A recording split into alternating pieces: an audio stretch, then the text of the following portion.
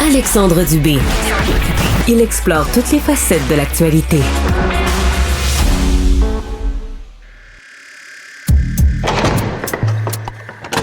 La criminalité, c'est un cycle. Et tu vois, le nouveau procès va se dérouler sans qu'aucun témoin ne se présente à la barre. L'histoire des criminels racontée par l'unique journaliste d'enquête, Félix Séguin. Bonjour Alexandre. Toi et moi, on suit avec intérêt toute l'histoire Epstein, les développements concernant Ghislaine Maxwell. Ben là, un juge a finalement tranché tout ce qui est là, les transcriptions de ce témoignage devant un grand jury ne seront pas rendues publiques.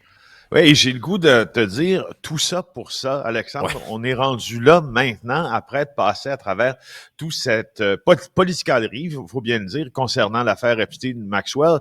D'abord, disons ce que c'est un grand jury. Là, Ghislaine Maxwell a témoigné devant un grand jury dans cette affaire-là. Ça a conduit à l'inculpation pour trafic sexuel d'elle-même, de Jeffrey Epstein aussi.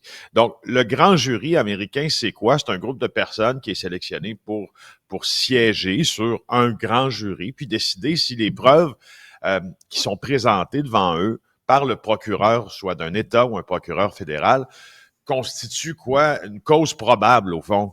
Qui justifie une mise en accusation. C'est un peu comme une enquête préliminaire ici, mais pas tout à fait, parce qu'il y a des juges qui apprécient cette preuve-là, puis là, ils vont décider, ben oui, c'est assez, puis cette personne-là sera citée fort probablement à procès. Alors, c'est ce qui s'est passé dans le cas Epstein.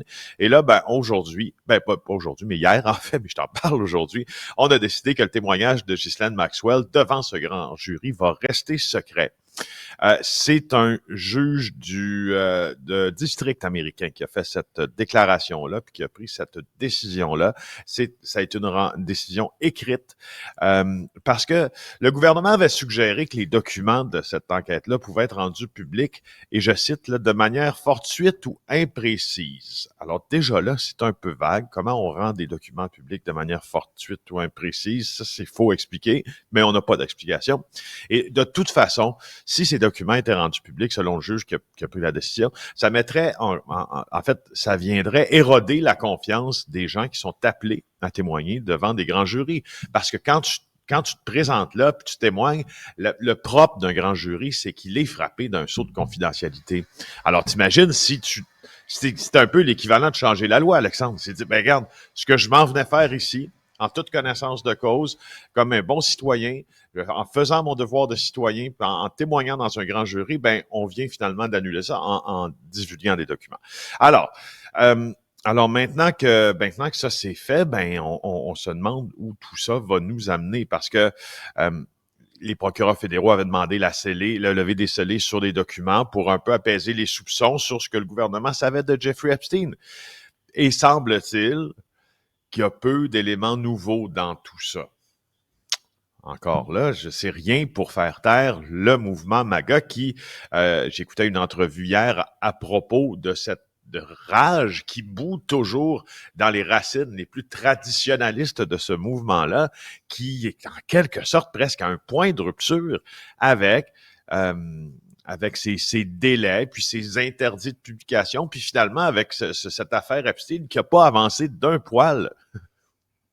Non, parce qu'on s'est dit, tu sais, Félix, lorsque M. Blanche, là, le numéro 2 de la justice aux États-Unis, Todd Blanche, et accessoirement l'ex-avocat de Donald Trump aussi, c'est quand même important dans l'histoire, ça, ce détail-là, lorsqu'il a rencontré Mme Maxwell pendant 2 jours, tu sais, qu'est-ce qui s'est dit? Puis après ça, ben là, on a changé d'établissement, Mme Maxwell, là, dans un endroit plus confortable, avec un peu moins d'encadrement, de sécurité.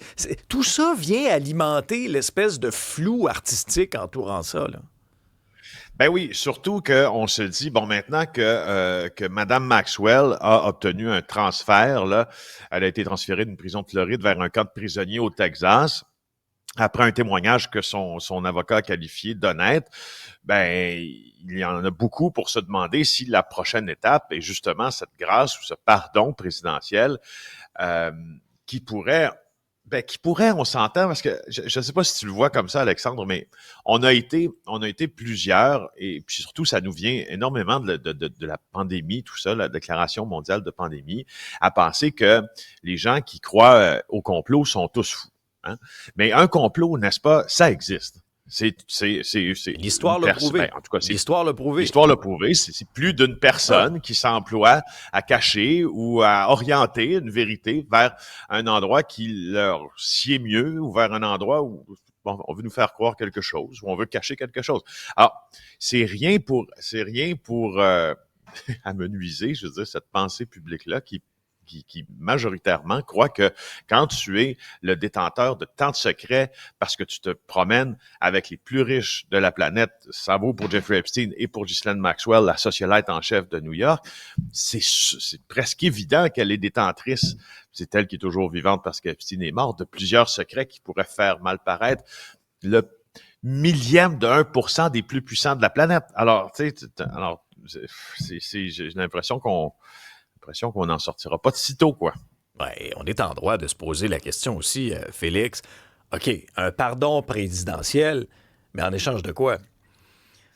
Si ce scénario-là se concrétise, hein? Ah, OK, mais pourquoi Trump voudrait lui offrir un pardon présidentiel s'il n'en tire pas quelque chose en retour qui lui sert? Alors ça aussi, ça vient alimenter toutes sortes de spéculations.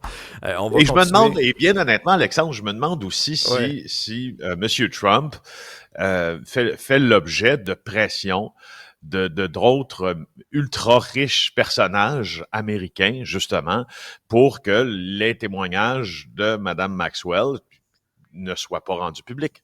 Ouais. Parce que je présume que il n'y a pas que M. Trump, malgré qu'on n'a aucune preuve que M. Trump, en lien avec Maxwell et Epstein et leur réseau, leur réseau pédophile, on va se le dire, leur réseau de prostitution juvénile au service des plus riches d'État, quoi que ce soit à se reprocher, on n'a pas de raison de croire non plus que d'autres personnages importants, quoi que ce soit, à se reprocher. Par contre, il est vrai que cette liste-là existe. Les amitiés d'Epstein et Maxwell font en sorte que je suis persuadé qu'il y a bien des gens qui ont très, très peur de voir des documents rendus publics, ne serait-ce parce que pour les inférences qu'on pourrait y tirer.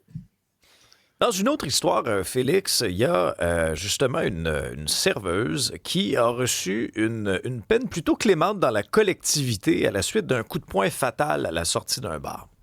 Oui, le point là-dessus, rapidement terminant, parce qu'on en a parlé beaucoup à cette émission, de cette sentence-là portée, ou en tout cas décrétée pour Ariane Desgroseilliers, la France, là, qui a vu la Cour d'appel confirmer là, cette dite sentence. Ça a été vraiment décrié par la famille.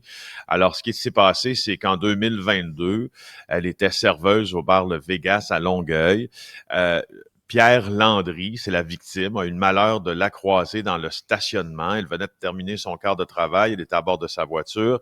Il était intoxiqué, Pierre Landry, et l'accusé est sorti de sa propre voiture, contourné la voiture de M. Landry pour le rejoindre. Il lui a asséné un coup de poing au visage. Il en est mort. Alors, au terme d'un procès l'an dernier, il y a un jury qui a condamné la serveuse à un homicide involontaire. La couronne avait suggéré une sentence de 3 ans et demi de détention, mais le juge s'était rendu à un autre argument et avait condamné la serveuse à une peine à purger dans le confort de sa maison. Et selon lui, le coup qui avait été porté à Pierre Landry relevait d'abord d'un accident. Un peu plus. Alors là, tu vois, la peine a été confirmée maintenant par la Cour d'appel, puis la famille est en furie. Elle trouve que c'est pas beaucoup pour s'être servi de ses poings pour avoir tué un homme qui, oui, était intoxiqué, mais sans grande raison.